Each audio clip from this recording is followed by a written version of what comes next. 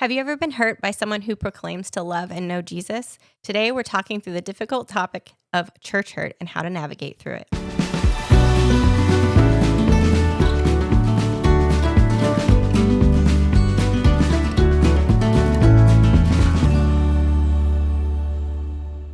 Hey everybody, welcome back to the Shieldmaidens podcast.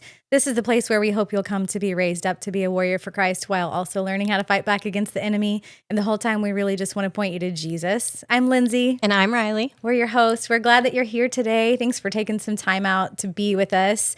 We have a really important and great conversation lined up for today that we are excited about. Yeah.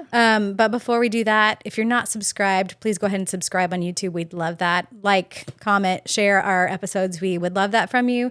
And if you're listening on the audio only versions, we'd also love for you to follow along there and give us a review. It'll help spread the word.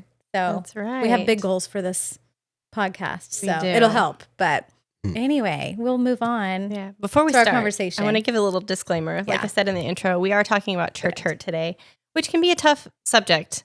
But I want to lay out our intentions really quickly. We are not here to in any way bash any person, any church, the body of believers. We firmly believe in what Jesus calls our church to be. I belong to a fantastic church. You belong to a fantastic church. And I think these two guys do too. So we love the church and how it's set up, and we just know that it's made of people, and sometimes it gets messy. So I just wanted to put that out there. If you're here for drama, you're not in the right podcast. We're not doing drama, but we want authenticity and have the conversations that we know are hard because there are so many people who experience this, and it can be a real issue, and I believe it hurts the heart of God. So definitely, I think it'll be a great conversation. We have two really fun and lively guests with us today. Do you guys don't know what you're in for. Oh, I think we do. I'm gonna stay quiet over here. I'm gonna be quiet. I'm gonna him do all the talking. No, I don't believe that's possible. Don't do that. That is a bad idea. She said that's not possible. It's not possible. I lied. Sorry, guys. I lied on this podcast. My bad. Do you guys want to introduce yourselves though first? Yeah. Dedrick, we've had you before, but you can tell us who you are for people who. We may have new viewers. I know we have some new viewers. So, well, I'm Dedrick Cosby. Yes, I was on a podcast. Which one was it? It was the Gluttony. It was Gluttony. number 3. It was very early. Yeah, right before Thanksgiving. I think people were kind of frustrated with me about that, but it's all good. It is what it is. But yeah, man, I'm a follower of Jesus, man. I just love Jesus, and I want people to take a step closer to Christ. I mean, that's the main thing. And so, yeah, that's me. Yeah. So. Thanks. We're glad you're here. Thanks. I'll do the short version. I'm Toby Hitchcock, and I actually produce the podcast. Say, he's our producer. Which is pretty cool. Behind the camera. Yes, we're so glad. glad. Our crew back here working different jobs today, Christine and AJ. But Christine and I, my wife, we own Hitchcock Visuals, and that's one thing that we do. We also are franchisees of Parlor Donuts down in Florida. Yay. Our first shop's opening in about 4 weeks. So we're excited about that. And we also have a non-for-profit called Not Alone, KNOT, where we go once a month and we minister to people at their doorstep who are dealing with cancer. Beautiful. So we do a little bit of everything. We got kids and stuff and jobs things. And businesses and just a lot of stuff going on. You could have brought some donuts though. Well, my shop's down in Florida, man. And I'll tell you what, if y'all want to get in the truck right now and drive down there, I'll be glad. Let's go. We can do a rolling podcast. Yes. The traveling podcast. Let's do that. That's a great but anyway, idea. much like Dedrick, I love God, and I've been in church my whole entire life. I think I was less than a week old my first Sunday. Wow. So Dad's a pastor, and I've seen a lot of things. I've been involved in a lot of things, and I'm excited to talk about it and hopefully bring some encouragement to others who are going through that stuff. So I always think that's crazy when somebody grows up in the church like that. And that's a lot. Well, there was a moment where I was like, you know what? I don't think I'm going to do church anymore for a while. Yeah, for sure. Yeah, I just kind of, went and found my own way. But from the very moment I was born, it was on. Jesus, huh? It was Jesus. Jesus. They took me out and put me in the car and took me to church. It's basically from the womb to the sanctuary. Yeah. I'm surprised I wasn't born in a pew. Let's just. I mean, we're probably glad you weren't. I'm glad I wasn't. It's probably like, no. Yeah. We're so glad. I mean, there are worse ways to come into the world, I guess. That's true. That is true. Oh my God, you too. Anyways, a lot of editing going to happen. Yeah, it's okay. It's all right, man. Anyway, real and raw, we're here for it. We know someone who does that. Yeah. There's a guy. Yeah, his name's AJ. In the chair. AJ right now. Thanks for having us on, though. Yeah, we're glad you're excited. Yeah. Mm-hmm. Yeah, we're glad you're here. So, I guess I don't know how we want to start this conversation. Rip off the Band-Aid. Yeah, that's a good way to put it. Let's just rip it off. I'm kind of like, I did not grow up in the church. Yeah. And I feel like I'm relatively new in like the church culture. And so, like you said, I have a church that I love, although we have changed churches in the last couple of years. And it was on good terms, but I hear it all the time. Horror stories. And there's stuff in the media all the time, especially lately. There's stuff over and over about horrible things that have happened in the church or with people. Yeah. And so, like I said, I don't have a ton of history with it. So I don't necessarily have a lot of stories, but we know people do. I think you two probably do. I don't know about you, Riley, but if you want to just maybe share any of your experiences, and again, we're not going after a person or a church or anything like that, but any community that has maybe hurt you within the church or a person, like if you want to share your experience, we'd love to hear about it. We'll just maybe start there. Yeah. Is that good? Yeah. Well, I've actually been on both sides of it. So being a pastor for 4.5 years, it was a pretty cool experience. Yeah. But at the same time, there was those times where you like, dang, like, did we really make the right decision on that one? You know, were we kind of in our own feelings and own thoughts and that? Was that biblical on how we handled that? And sometimes you think, you have your self-righteousness. I think it's, what's that scripture? There's a way that seems right to a man, but in its end, it leads to death and destruction. And sometimes we can make decisions that we feel like it's best for the church, but it really wasn't, because we get caught up in our leadership and what we think is right. And so, I've been on the side of that. I've seen people leave the church and we're like, well, they'll figure it out or they'll be back. But it's like, dang, maybe we should reach out to them. Maybe we should like follow up with them and say, hey, is there anything we could have done different? Right. Wow. So there's that perspective. That's a great perspective too. And then, yes, I've been hurt by leadership in the church, and it's just not a good feeling, because you just feel, alone, rejected.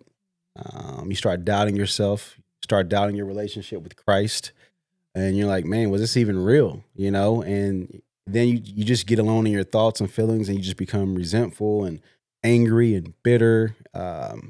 It's just not a good place to be. And then you start telling yourself that you're fine, and the next thing you know, you're walking in deception. Then you're trying to like hold on. The thing about me is when it happened to me, I think my biggest struggle was anytime I talked about it, I tried to be like, I'm okay, but I wasn't. The whole time I wasn't. I thought I was, but I really was struggling really bad with it, because you got to think, when you're spending that much time with the church, 4.5 years, and you're in fellowship, you're ministering to these people, you're loving on these people, funerals, weddings, baptisms, all of that, and then it's just gone. And you're like, what happened? Like, where are these people? And so my biggest struggle was when I left, when I stepped down and left, nobody reached out. And that was the struggle. And it was just me, my wife, and my daughter. And we spent all these years and time with these people. And it's like, nobody really reached out. It was just a few. And it was like, dang. Like, I could get emotional thinking about it right now, because I just remember those thoughts and feelings of like, what did I do this for? And again, you do it for God, right? But you're like, dang, still a person. I'm still a person, right? Yeah. And people would say the same thing. Well, Dedrick, keep in mind, like, that's not God. I'm like, yeah, I know that, but I'm in my flesh right now, bro. Like, It still hurts. Like, it hurts, dog. Yeah. Like, and so that was a lot of our struggle is that. And yeah, man. And I think for my wife, she just shut down. She shut down, and going into another church, she was still kind of like shut down about a lot of things, and still is to this day. It has residuals for sure. And my daughter, that was probably the biggest struggle. because she just is like, oh, y'all hurt my parents. And so I'm done with it all. Because she has obviously a different perspective because she's young, she's a kid, and she's like, that's stupid. And so obviously she still loves Jesus, but she's like, I ain't got time for that silly stuff. And so again, looking back, hindsight, I'm sure I could have handled some things differently too. I could have reached out too. That's the crazy thing about it. I look back and I'm like, well, my pride said, no, they should reach out to me. Right. Yep. But in reality, it's like, if I'm hurting that bad, maybe I say, can we sit down and have a conversation again? I know that we tried, it didn't work out, but yeah. So to be honest with you, it's not fun. And thank God I had a strong relationship with Jesus, because I would have left. I would have been done. I would have been tapped. I'm just being honest with you, because why would I want to serve a God, right? And he supports people like this. But again, unfortunately, we have to realize that we're all imperfect people serving a perfect God. Yeah. So, okay, keep that perspective. That's still hard. So, yeah, that's just a short version. But yeah, man, it's tough. It's tough. Yeah. There's something you said a second ago is like your daughter, right? Yeah. Felt the pain of her parents getting hurt and saw what it did to them. My story is very similar early on. Mm-hmm. I started seeing I grew up in the church. Dad's a pastor, always has been my whole life. That's pretty much all I've known him as. Yeah. He's had some odd jobs in between pastorates, but it's always been church, like every waking moment. And at a young age, you're like, you're seeing other people not go to church, and your friends out having fun and doing all this fun stuff, as a teenager, and you're like at the prayer meeting on Tuesday night. And, Aunt Sally, who is everybody's aunt, she made a casserole. So we got to go eat it and pray. It's just like, what are we doing? I want to play basketball.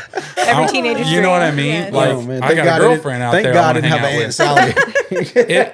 There was a lot of that. But I think for me, just the never feeling settled at a place, never fully feeling connected with the people. The one that comes to mind, I grew up in Valparaiso, and I spent the majority of I guess not the majority of my life, but my young life there, from about 11 to like 27 years old. So that was probably the longest time that I've ever been in one place so far in my life. But anyways, just the pressure for me, it was the pressure of being a pastor's kid and having to be perfect. Yeah. And I got to a point where I started to realize that I'm not going to be perfect. Amen. So I might as well go off track. Oh, well. Never mind. So I know. Okay. Hallelujah. Take it back. Yes, Lord. Touch him, Lord. Oh, that's not what I meant. Wait a minute. No, it was like, I can't, for me, this is for me. Yeah. It was, I am never going to be what I'm expected to be. Right. So I might as well not even try. And that's where I got off. That's where I got off track.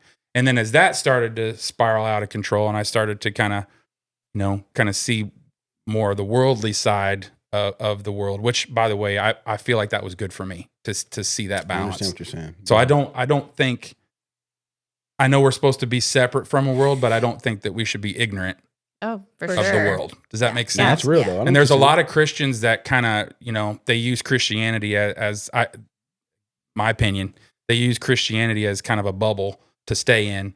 And there are people outside that are not in your bubble. And what are you going to do? Not talk to them? Because, I don't know if he means in the Bible when he says be separate, if he means like literally don't talk to people. No, because how do you bring people into the kingdom? Jesus couldn't do that then. Yeah. Right. How do you bring people into the kingdom? That was a struggle for me. Mm-hmm. I'm like, what are we in a country club? Like, what's going on here? Ooh, like, is this part of a club? Mm-hmm. And if I don't kind of lockstep with the rules of the club, like, am I going to be cast out? That happened. I felt that because at a young age, I was doing my typical teenager stuff. There's a lot to unpack, but I feel that. I started to kind of get away from that, and I totally just I totally just left the church. I just dropped out. And I think throughout most of my 20s and then well into my 30s, up until the moment I got married, probably it was kind of like that. So I'm kind of, it's going to sound crazy, but I'm kind of a younger Christian, like in the true sense of the word. Right. I'm still not perfect at it. But, all those years of the pain and the hurt and seeing my parents suffer, being rejected, the constant rejection that we felt, if dad moved Sunday school to 9:45 instead of 9:15, half the church would leave or something like that. We had youth pastors and leaders who had their own issues, that, trying to reconcile that at a young age is like, well, wait a second. I thought we were supposed to all be Christians. You know what I mean?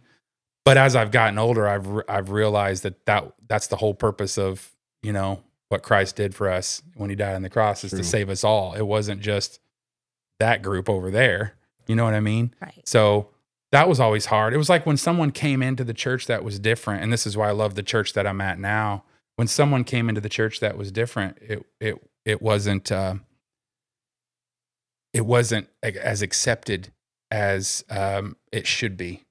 It was like everybody just immediately, I felt the judgment, like immediately felt the judgment. Someone on stage that is different or saying a testimony that might be different or whatever. And, everybody just kind of, I don't know, just the vibe was off a lot for me. It didn't feel real. It felt fake. Sunday saint, Monday ain't. You know what I mean? Yeah. I saw that all the time. Yeah. I saw people coming to church on Sunday morning, raising their hands, praising the Lord and doing all the things, saying all the right words and doing all the right things. And then they'd get home and be a hot mess. That's exactly right. Yeah. So I saw that and I'm like, well, is Christianity even real? Yeah. Like, what is it? I know. Okay. You accept God and you accept Jesus into your life as your savior. And then, okay, done. Right. Am I Christian now? Nothing changes in your life. Like, what do you do? Yeah, is that real? Is that real? No. You know what I mean? I think the gospel demands change anyway. I think that, does. Once you actually truly seek after God, like, you're going to find change in your heart. And, I love what you said about that. Like, because you never want somebody to come in church and feel dismissed. Yeah. Or, hey, you're not this, you're not that. Like, I love the fact that when somebody comes in and they're different, and it's like, man, like, let's love on that person. Yeah. So let's get to know that person. Because I believe that you look at all the stories of the Bible, that's what Jesus did, right? The woman at the well, I think that was perfect. You know what I mean? Like, she was a hot mess. Yeah. You know what I mean? Yeah. But he still loved on her, right? That's the thing. And that's the key because, how can you experience true love when, if you're trying to be dismissive, initially, it's just not a good situation. So I don't know, man. I think that, when we think about the church hurt, so many people to this day don't go to church and will never go to church again because of that.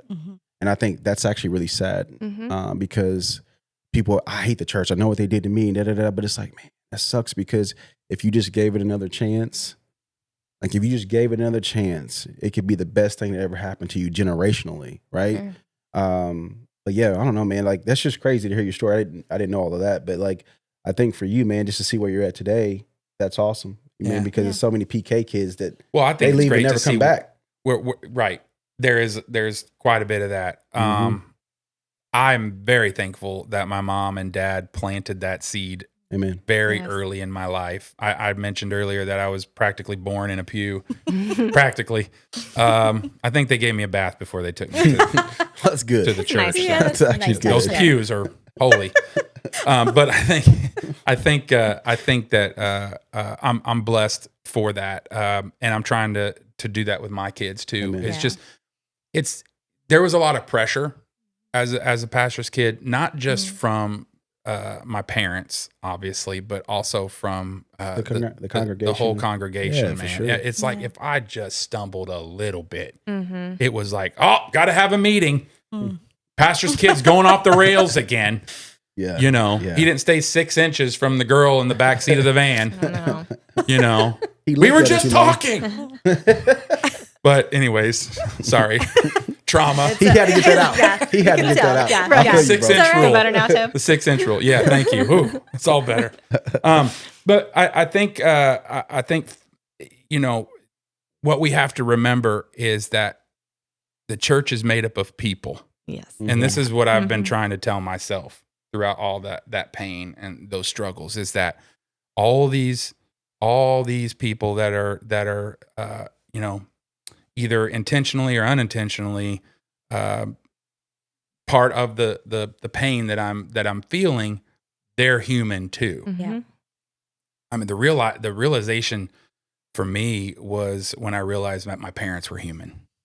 That was a big realization for me. It's like, oh, because growing up, you're like, I mean, for me, it was like my dad and mom are perfect specimens of what a real Christian should be. I saw my dad praying when nobody was watching. I saw my mom reading the Bible and praying when nobody was watching. So I just totally respected that and saw that commitment. And then I'd go to the church and see the craziness and then my parents' reaction to that. And, oh yeah, they're people too.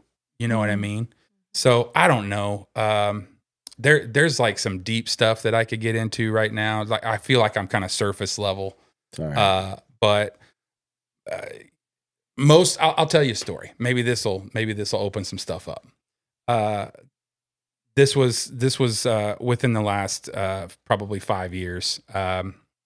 My father took a position at a church, and it was, from the get-go, it felt like the right thing to do. The church that we were attending had some change-ups in staff, and there was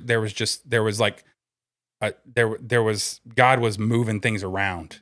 I see that now, right? So, but at the moment, it was like, oh, he opened up a door.